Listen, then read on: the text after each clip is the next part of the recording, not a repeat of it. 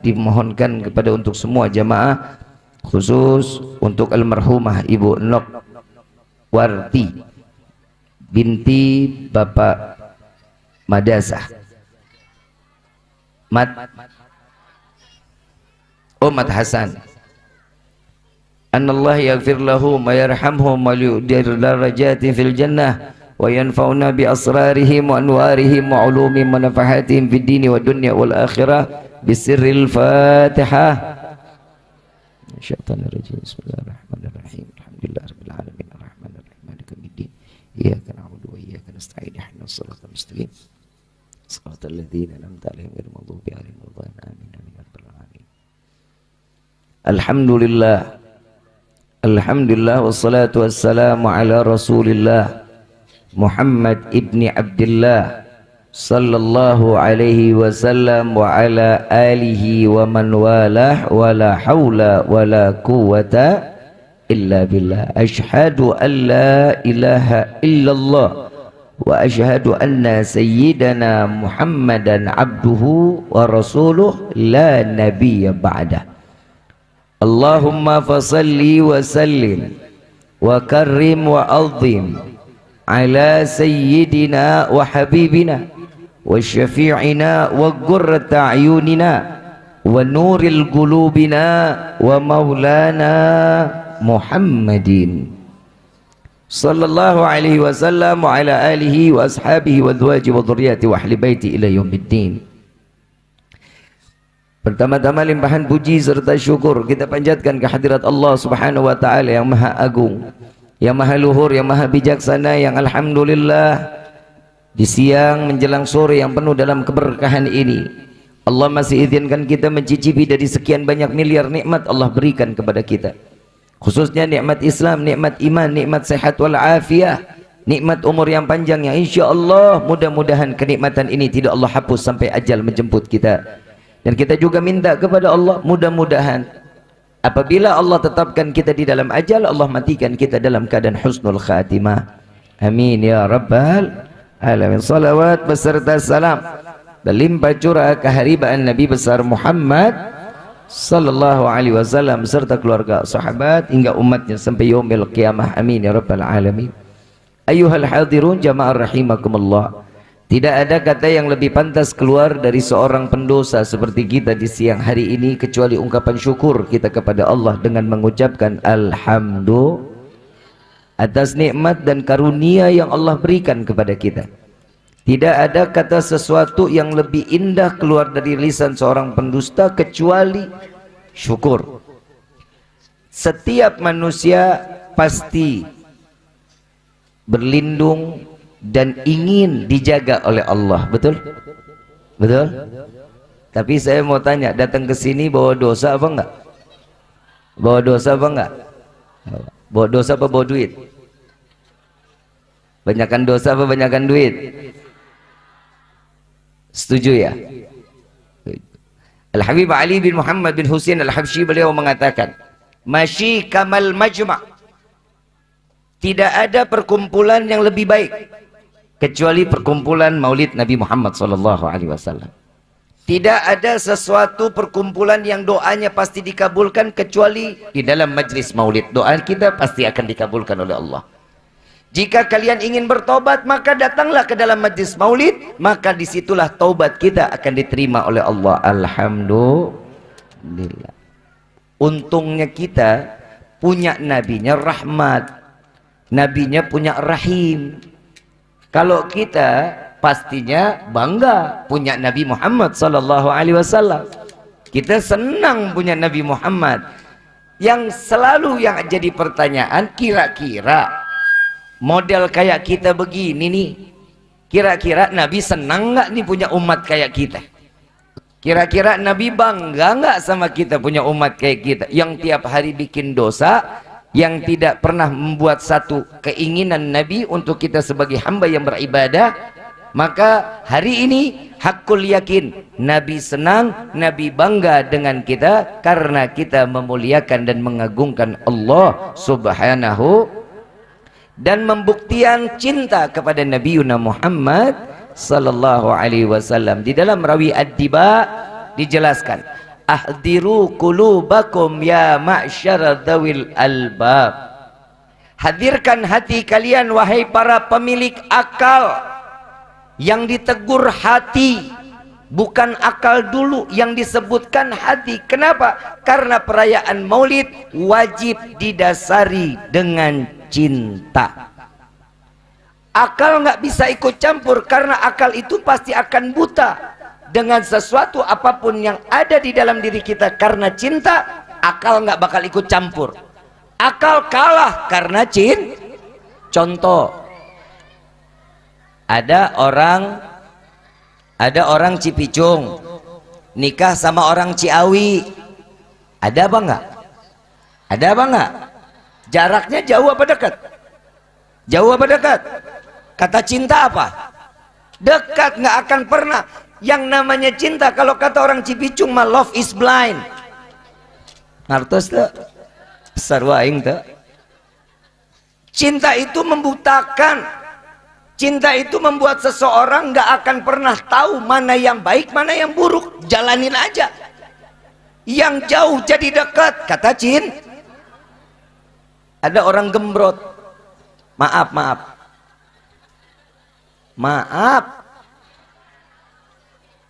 Ada orang gembrot, ada nggak? Mana orangnya? Ada perkataan gembrot. Kata cinta apa? Karena cinta itu tidak akan pernah melihat seseorang dalam keadaan buruk. Pasti dilihatnya penuh dengan keindahan. Mata orang belum tentu nyaman ngelihatnya, tapi orang yang mencintai pasti orang tersebut sempurna. Betul nggak? Kata cinta apa kalau ngedengar lihat orang gembrot? Semok, montok, gemoy, bohai. Betul nggak? Kata cinta. Karena cinta itu membutakan. Yang ketiga, ada orang pesek. Maaf lagi nih gua. Ada orang pesek. Kata cinta apa? Fitnah kalau dikata mancung. Ada orang pesek dibilang mancung, fitnah, bohong. Kata orang yang mencintai, yang dia lihat itu pesek, dia ngomong itu gimana caranya? Ada lebih apa? Yang penting saya cinta sama isi dompet bagus, hayu aja. Ya sekarang perempuan kan begitu. Ada uang adik sayang, nggak ada uang. Emang begitu perempuan sekarang mah. Pantesan rumah tangganya pada begitu. Duitnya nggak nambah-nambah.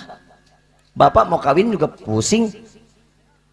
Saya ngelihat muka-muka bapak ini, muka-muka penuh dengan tekanan, Pak. Bebannya berat banget bapak kayaknya. Gara-gara perempuan kita begini, Pak. Betul nggak? Namanya benci, adanya di mana kalau benci? Di hati juga. Cinta adanya di, benci adanya di. Benci sama cinta ini beda tipis. Sedikit banget bedanya. Ada orang yang alim, sholat, ngaji, pakai koko, pakai kain, pakai peci, tiap hari sholat di masjid. Ada orang yang ngebenci, kata orang itu apa? So alim. Betul? Tumben sholat. Itu kata si pemben. Ada orang yang dicintai, tukang mabok, tukang zina, tiap hari kita ngelihat dia tuh teler aja. Tiap hari nyusruk ke dalam got. Tukang mabok. Yang datang yang cinta. Apa kata cinta ngelihat orang mabok? Padahal dia dalam kemaksiatan. Jawaban orang yang mencintai apa? Kesian, lagi banyak pikiran. Membutakan sesuatu. Jika cinta ini bisa ditempatkan kepada tempat yang baik, pasti akan menjadi baik. Ada satu syair. Fasyaribul hamr yafhu ba'da sakratihi. Orang yang minum minuman khamar, dia pasti akan mabuk, dan selesai mabuk apa yang dia jalankan dia lupa, nggak bakal diingat. Ada yang dikatakan fasyaribul hubbi tulil umri sakrano. Orang yang minum, yang mabuk di dalam cinta sampai akhir umurnya tidak akan pernah sadar dan tenggelam karena cintanya. Betul apa enggak? Contoh, boleh nggak kasih contoh? Bu, I love you. Tuh kan, ada benih-benih cinta Pak. Saya ngomong sama perempuan I love you kan pantas Pak. Kalau sama bapak kan ya jijik banget kita kan ya. Bapak I love you. Ya elah ilallah, enak banget gitu kayaknya. Setiap cinta itu kalau katanya manusia dari mata turun ke, kalau Nabi enggak. Kita nggak pernah ngelihat tapi kau punya cinta kepada Nabi. Karena Nabi mulia, karena Nabi agung. Setiap nama yang ada di dalam hatinya terdapat nama Muhammad, pasti orang tersebut menjadi mulia, pasti orang tersebut menjadi agung, pasti orang tersebut menjadi terhormat. Kenapa? Karena tertempel Nabi Muhammad SAW. Contoh, kita punya ulama-ulama nih depan kita. Ada para kiai, ada para asatid, semuanya ada di hadapan kita. Mereka dicium tangannya, kita dicium tangannya, dikawal. Begitu masuk dikawal, duduk disambut, makanan loba. Bapak, di situ apa isinya? Itu ada snack ya? Aing eueuh. Saya lagi bingung, panitia mah begitu, sentimen aja gitu. Gimana penceramah pada mau gemuk? Yang dikasih air. Dipikir gue mujair kali ya.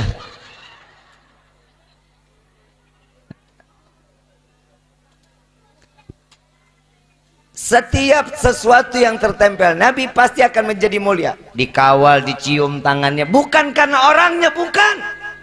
Karena apa? Karena mereka dititipi ilmu Nabi, maka terhormat mereka, maka dimuliakan, maka diagungkan, karena mereka tertempel ilmunya Nabiuna Muhammad sallallahu alaihi wasallam.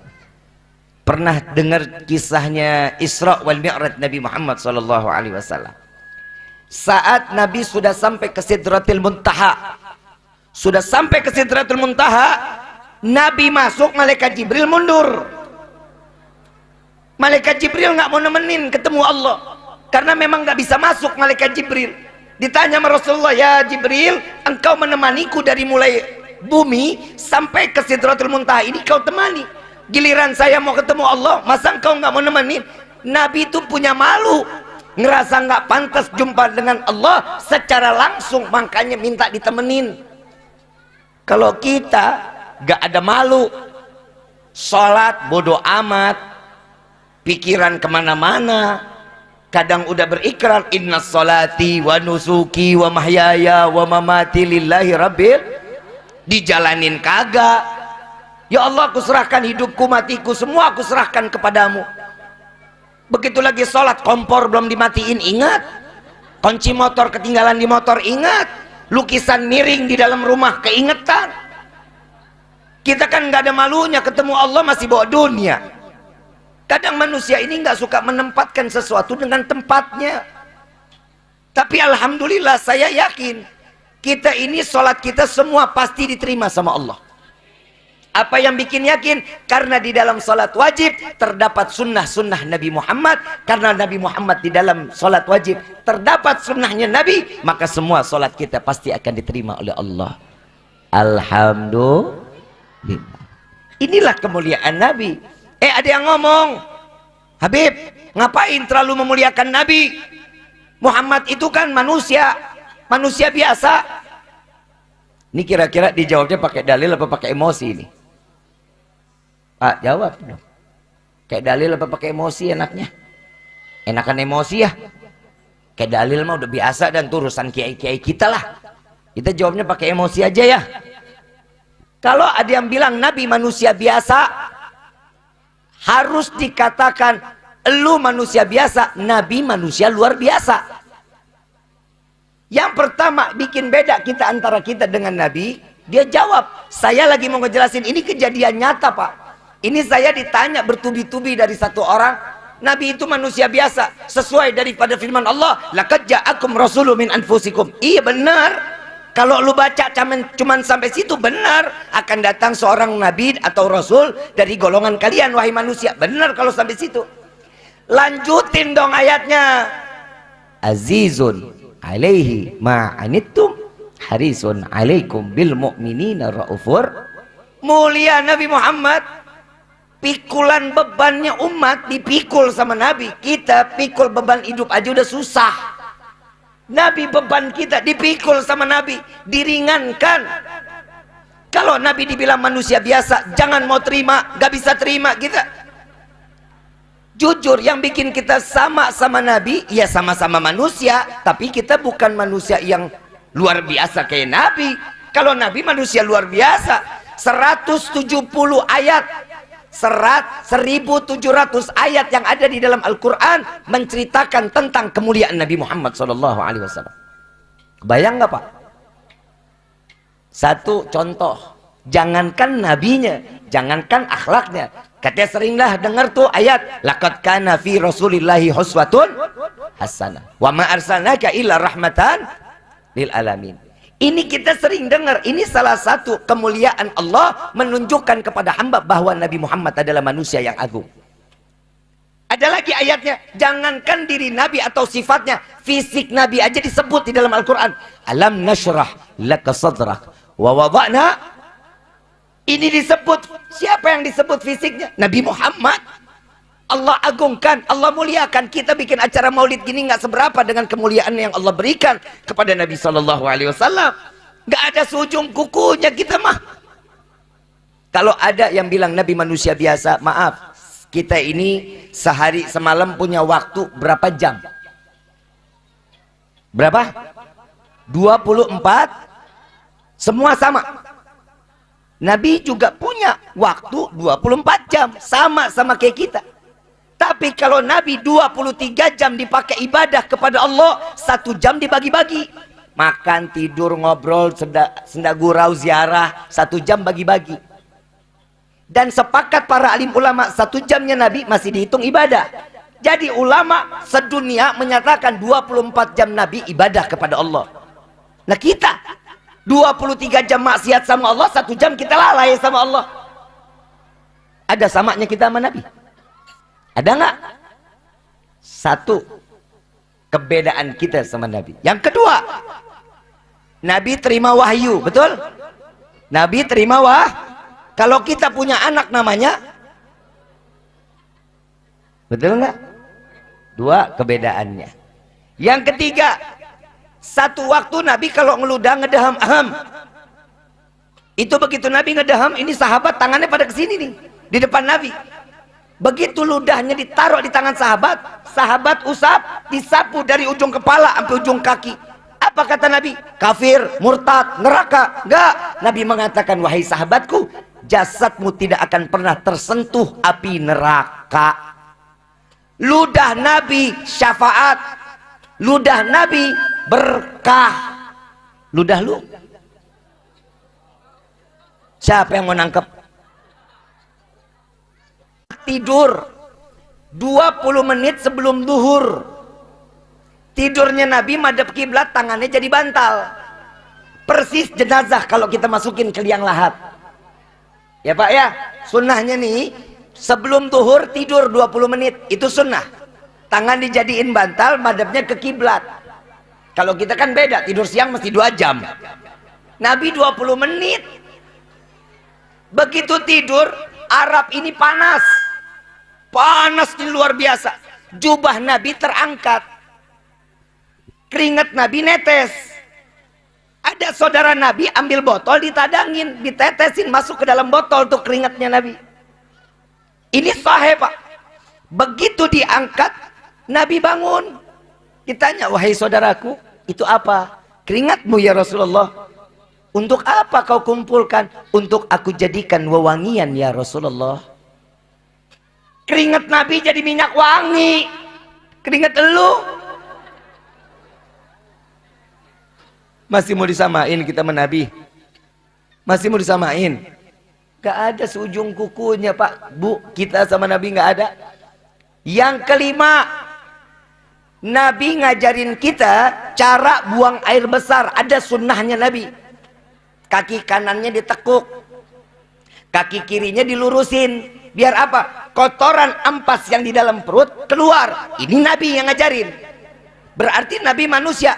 Pernah buang kotoran? Pernah. Nabi manusia, makan Nabi. Betul nggak? Tapi beda cara ngebuangnya. Saat Nabi buang kotoran, bumi terbuka. Kotoran Nabi dimakan bumi. Bumi aja mau ngambil berkah. Nah, kita siapa yang makan? Siapa? Lele. Lele aja masih ngelepet. Lekangkung juga keluar itu. Beda nggak kita sama Nabi? Beda. Ada riwayat dari Siti Aisyah radhiyallahu anha wa radhaha. Ada dua riwayat, ada Suwaibah, ada Ummu Yusuf. Saya ngambil dari yang Ummu Yusuf. Ummu Yusuf pembantunya Nabi. Nabi kalau malam mau pipis taruh dulu tuh di bawah tempat tidur. Pipis taruh bejana aja di bawah tempat tidur. Besok pagi Nabi buang. Satu waktu Nabi nggak buang dulu, Nabi ngajar dulu, selesai ngajar baru Nabi buang. Karena yang tahu cara buang cuma Nabi. Yang lain nggak tahu cara buang. Karena kotoran Nabi tidak boleh terinjak manusia, tidak boleh terinjak binatang, tidak boleh terlihat manusia. Paham nggak? Nggak boleh, karena yang tahu cara ngebuang cuma Nabi. Nah, satu waktu Nabi nggak buang. Begitu pulang dicari nggak ada di bawah tempat tidur. Ditanya, wahai Aisyah, ngelihat nggak bejana yang di bawah tempat tidur? Gak lihat ya Rasulullah. Coba ditanya ke Ummu Yusuf. Wahai Ummu Yusuf, ngelihat nggak bejana yang di bawah tempat tidur yang biasa aku taruh pipisku, katanya. Lihat ya Rasulullah. Diambil. Ini ya Rasulullah, kosong isinya. Ditanya sama Nabi, wahai Ummu Yusuf, ini isinya kemana? Aku buang ya Rasulullah. Buangnya kemana? Sini. Buangnya ke sini ya Rasulullah. Pipis Nabi diminum. Apa kata Nabi? Murtad, kafir, neraka? Enggak. Nabi mengatakan, wahai Ummu Yusuf, engkau tidak akan pernah terjangkit penyakit kecuali sakratul maut. Pipis Nabi obat. Pipis lu? Bu, tadi ngomongnya cinta sama bapak. Cinta sama bapak? Pernah minum pipis bapak? Masih mau disamain kita sama Nabi? Gak bisa. Jauh. Tidak akan pernah seseorang manusia kecuali yang paling mulia, Nabi Muhammad SAW. Jangankan orangnya, nabinya. Maaf, malaikat Jibril lagi nemenin Nabi sampai ke Sidratul Muntaha, mundur, cemburu malaikat Jibril. Ngelihat Nabi ketemu sama Allah, cemburu. Karena firman Allah pertamanya turun ke Nabi, ke malaikat Jibril. Dari malaikat Jibril dikirim ke Rasul, ke para anbiya. Tapi malaikat Jibril nggak pernah terima wahyu secara langsung dengan Allah, bertatap langsung nggak pernah. Kok Nabi bisa aja jalan ketemu Allah dengan lenggang? Kalau malaikat Jibril aja kebakar, Nabi yang tertempel sama Nabi satu pun gak ada yang kebakar. Jubahnya, imamahnya, sorbannya, kainnya, gamisnya, gak ada. Malaikat Jibril cemburu. Tahu nggak cemburunya sama siapa? Tahu nggak Pak cemburunya malaikat Jibril sama siapa? Sama Nabi? Bukan. Sama sendalnya Nabi. Sandal itu adanya di mana? Di telapak kaki bukan? Di telapak kaki. Malaikat Jibril cemburu sama sendalnya Nabi. Itu yang bikin manusia sendalnya aja ketemu langsung kepada Allah. Jadi ulama mengatakan sendal Nabi sama malaikat Jibril jauh lebih mulia sendalnya Nabi Muhammad SAW. Segini keagungan. Kenapa sandal jadi mulia? Karena tertempel dengan jasad Nabi Muhammad SAW. Maka jangan jauh-jauh dari Nabi. Contoh yang paling masuk akal, kita semua pasti punya sendal, betul? Ada nggak sendal dari kulit sapi? Ada nggak? Dompet dari kulit sapi? Ada. Sepatu dari kulit sapi? Ada. Semua itu kulit sapi. Tempatnya ada nggak yang mulia? Sendal di mana? Bawah. Sepatu di mana? Dompet di mana? Yang laki-laki naruh di belakang, yang perempuan di mana? Di mana? Tempat mulia nggak tuh? Tempatnya mulia nggak? Ada satu kulit sapi juga. Jadi sampul Al-Quran. Tiap hari selesai, begitu kita ambil harus dengan wudhu. Selesai kita baca, kita cium. Kita taruh di atas kepala. Begitu jalan kita taruh di dada. Sama-sama kulit sapi, tapi beda nempelnya. Pasti akan menjadi mulia. Yang lebih mulia kulit sapi yang tertempel dengan Al-Quran. Maka dari itu jangan jauh dari Nabi. Masukin Nabi di dalam hati kita. Kenapa? Karena Nabilah yang akan bisa saat kita sebut nama Nabi, kita dengar nama Nabi, iman kita naik di hadapan Allah. Kemuliaan akan Allah berikan kepada kita. Insya Allah mudah-mudahan apa yang disampaikan di siang hari ini menjadi ilmu yang bermanfaat. Mudah-mudahan dengan acara maulid hari ini menjadi maulid yang penuh dalam keberkahan. Dan apa hajat kita semua dikabulkan oleh Allah. Amin ya Rabbal. Ibu bapak, saya ingin berlama-lama, tapi acara hari ini saya ada peresmian pemuda Pancasila di Sangkan Park. Ada pelantikan pemuda Pancasila. Kebetulan saya juga disuruh tausiah di sana. Dan alhamdulillah saya juga diangkat sebagai penasehat PP yang ada di Kabupaten Kuningan. Padahal saya sudah bilang, Arida, saya sudah diangkat penasehat pusat sama Bang Yapto langsung. Tapi kata beliau, iyalah pusat boleh, tapi saya juga harus penasehatnya Habib. Insya Allah mudah-mudahan apa yang disampaikan hari ini menjadi bermanfaat. Amin ya Rabbal. Rabbi fanfa'na bi barakatihim. Wahdinal husna bi hurmatihim. Wa amitna fi tariqatihim wal mu'afatin minal fitani. Ya al-ba'lu syafa'ah. Ya al-ba'lu syafa'ah. Ya al-ba'lu syafa'ah. Kullu kurbah tanjali bikum bikulli halil wilayah. Kullu hajatan qadi. Kullu hajatan qadi. Kullu hajatan qadi. Darka ya halal Madinah. Darka ya halal Madinah. Darka ya halal Madinah. Ya tarimu alaha. Ya tarimu alaha. Ya tarimu alaha. Wafu anna karim. Wa'fu anna rahim. Ya farijul ham. Ya kashifal gham. Ya man li abdiya fir wa yarham. Da'wahum subhanakallahumma tahitu fi assalam. Wa akhiru dawana alhamdulillahi rabbil. Kurang lebih mohon dibukakan pintu maaf yang seluas-luasnya. Wabillahi taufiq.